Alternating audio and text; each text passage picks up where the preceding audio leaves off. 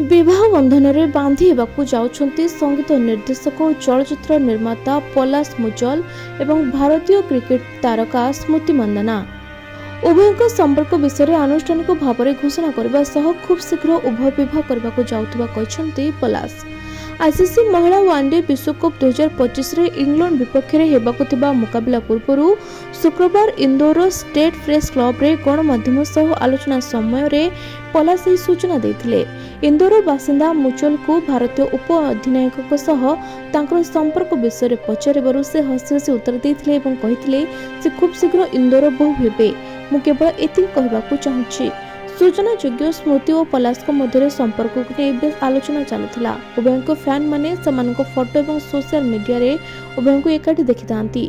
तथापि एपर्यंत उभय सार्वजनिक भाव में समानक संपर्क को स्वीकार करनथिले।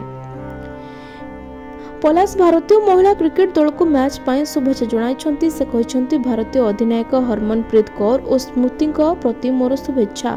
आमे सबुबले चाहूछु जे भारतीय क्रिकेट दल प्रत्येक मैच जीति देश पाए गौरव आणु। पलाश मुचल निज भौणी पलक मुचल सह गीत रचना पाए बेस परिचित। डिस्की और भूतनाथ रिटर्न्स भली अनेक बॉलीवुड प्रोजेक्ट से काम करछंती। वर्तमान से चलचित्र राजू बाजुआलार निर्देशना देउछंती। फिल्म रे अबिका गौर और चंदन रॉय मुख्य भूमिका रे अछंती।